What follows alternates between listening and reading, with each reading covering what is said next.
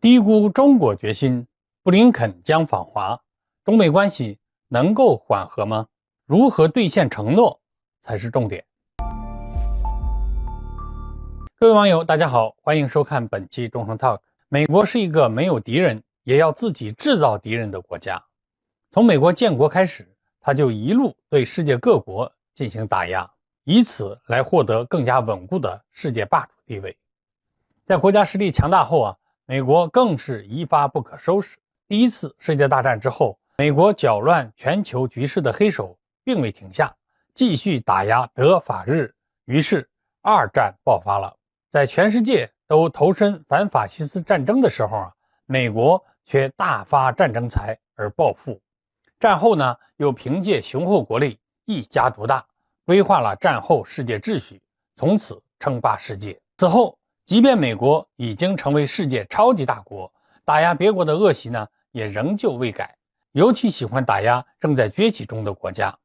现在美国对中国持续发动遏制围堵态势，就是基于此。我们中国是一个热爱和平的国家，我们从来都是广交朋友，广结善缘。中国崛起不仅不会对世界形成威胁，反而会给世界带来大利。而美国却不这样想，他不相信中国崛起不会对其造成威胁，不相信中国强大后不会打压美国发展，更不相信中国复兴之后不会霸凌美国。纵观美国的发家史不难发现，美国崛起靠的就是侵略和对外掠夺。实际上，即便到了现在，美国依然是在依靠这种方式发展，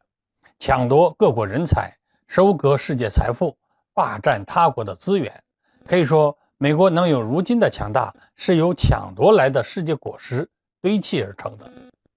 正是因为这样的发展史，美国认为抢掠是一国实现崛起的必经之路。也正是因此美国沉迷于霸权主义，沉迷于强权政治，骨子里奉行的就是成王败寇的丛林法则，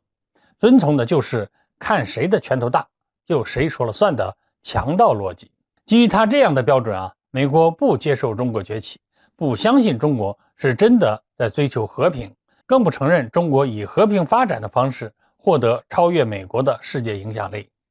于是美国一步步推出了针对中国的毒辣计划，例如启动美国主导的以排挤中国为目的的印太经济框架，亦或是强化与中国周边国家的勾连，妄图形成针对中国的包围圈，甚至公然干涉我台湾问题，阻碍中国统一进程。去年8月份呢，美国的佩洛西还公然窜台，不仅让台海局势愈发紧张，也让中美关系受到了巨大冲击。不过美国是严重低估了中国维护主权和国家利益的决心和能力。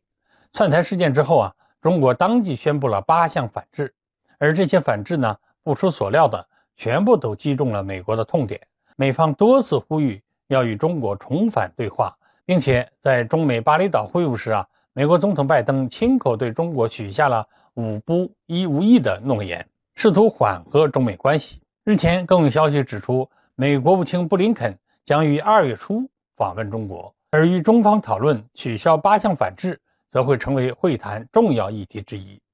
从这里我们也能看出美国在缓和中美关系方面有着十分紧迫的需求。不过中方在恢复对话取消反制这一问题上早就有言在先，美方必须首先拿出诚意，以实际行动消除负面影响，促进中美关系发展。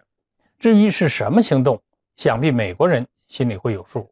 简单来说，就是要履行对华的承诺，不要一边嘴上说坚持一个中国政策，一边又试图以台制华，又或者不要一边说着不对华发起新冷战，又一边对中国的科技和经济实施打压。说到底美国若想尽快恢复中美交流与合作，如何兑现它的承诺才是重点。好，各位网友，今天的话题我们就聊到这儿。您若有评论意见，欢迎在留言区讨论，我们下期再见。